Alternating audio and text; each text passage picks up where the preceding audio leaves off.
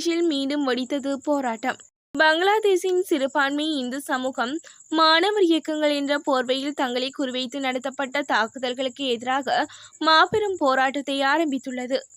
7 லட்சத்திற்கும் அதிகமான மக்கள் திரண்டிருந்த போராட்டத்தால் தலைநகர் டாக்கா உட்பட பல பகுதிகளில் சாலைகள் துண்டிக்கப்பட்டுள்ளன.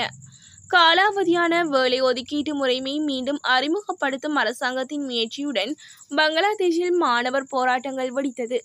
போராட்டங்கள் மீதான அரசாங்கத்தின் அடக்குமுறை காரணமாக போராட்டங்கள் அரசாங்கத்திற்கு எதிராக மாறியது.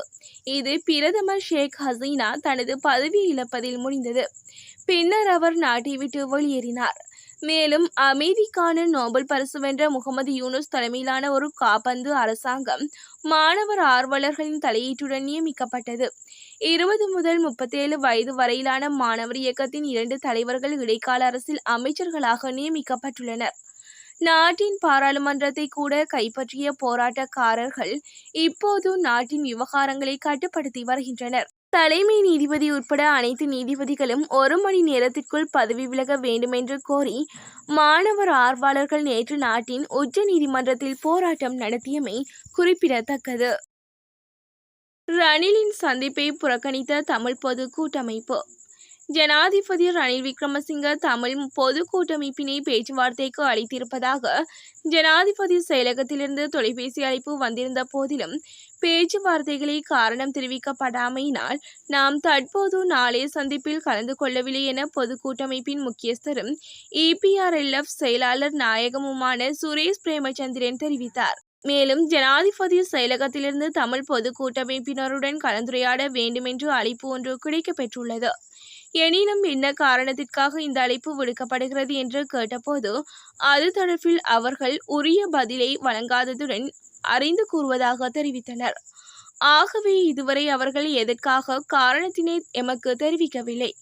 இந்த நிலையில் ஒரு திட்டமிடப்படாமல் நாம் இந்த பேச்சுவார்த்தையில் கலந்து கொள்வதில் அர்த்தமில்லை என்பதன் காரணமாக நாளைய சந்திப்பில் கலந்து கொள்வதில்லை என்ற முடிவுக்கு வந்திருக்கிறோம்.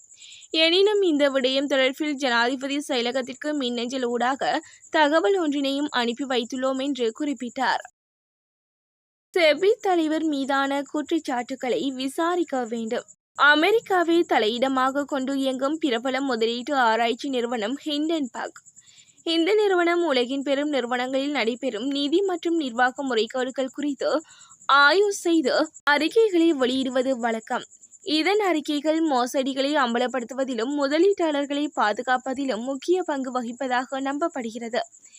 இந்த நிலையில் அதானி குழும ஊழல் புகாரில் தொடர்புடைய வெளிநாட்டு நிறுவனங்களில் இந்திய பங்குகள் மற்றும் பரிவர்த்தனை கட்டுப்பாட்டு ஆணையமான செபியின் தலைவர் மாதாபி புரிபுஜ் தனது கணவருடன் பல்லாயிரக்கணக்கான பங்குகளை வாங்கியிருந்ததாக ஹிண்டன்பர்க் நிறுவனம் ஆய்வறிக்கை வெளியிட்டுள்ளது.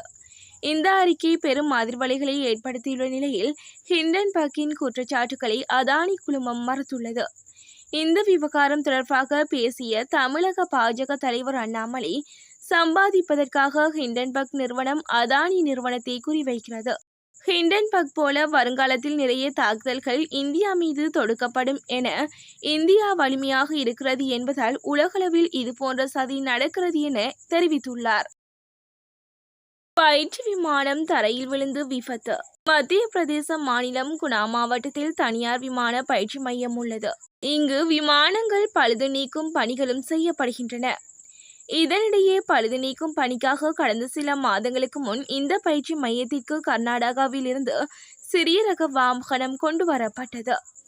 இந்த நிலையில் அந்த சிறிய ரக விமானத்தில் பழுது நீக்கும் பணிகள் நிறைவடைந்த நிலையில் இன்று காலை அந்த விமானத்தின் சோதனை ஓட்டம் நடைபெற்றது. புறப்பட்டு 40 நிமிடங்களில் வானில் பறந்து கொண்டிருந்த போது விமானத்தில் திடீரென என்ஜின் கோளாறு ஏற்பட்டது. இதனையடுத்து விமானத்தை பத்திரமாக தரையிறக்க விமானிகள் முயற்சித்தனர். ஆனால் விமானம் குனாகன் பகுதியில் தரையில் விழுந்து விபத்துக்குள்ளானது. இந்த சம்பவத்தில் 2 விமானிகள் லேசாக காயமடைந்தனர். குறித்த விபத்து தகவல் அறிந்த போலீசார் சம்பவ இடத்திற்கு விரைந்து வந்து காயமடைந்த விமானிகளை மீட்டு சிகிச்சைக்காக அருகிலுள்ள மருத்துவமனைக்கு அனுப்பி வைத்தனர். மேலும் சம்பவம் குறித்து விசாரணை நடத்தி வருகின்றனர். சட்டவிரோதமாக கொண்டுவரப்பட்ட கையடக்க தொலைபேசிகளுடன் கட்டுநாயக்கவில் 3 கைது. இலங்கைக்கு சட்டவிரோதமான முறையில் கொண்டுவரப்பட்ட 36 கையடக்க தொலைபேசிகள் மற்றும் 6 மடிக்கணினிகளுடன் கட்டுநாயக்க விமான நிலையத்தில் 3 கைது செய்யப்பட்டுள்ளனர். இவ்வாறு கைதானவர்கள் கொழும்பு தெமட்டகுட பிரதேசத்தில் வசிக்கும் 40 தொடக்கம் 45 வயதிற்குட்பட்ட வர்த்தகர்கள் என தெரிய வந்துள்ளது. குறித்த சந்தேக நபர்கள் நேற்று நள்ளிரவு 12:30 மணியளவில் துபாயிலிருந்து எமிரேட்ஸ் ஏர்லைன்ஸில் AK 649 விமானத்தின் ஊடாக கட்டுநாயக்க விமான நிலையத்தை வந்தடைந்தனர்.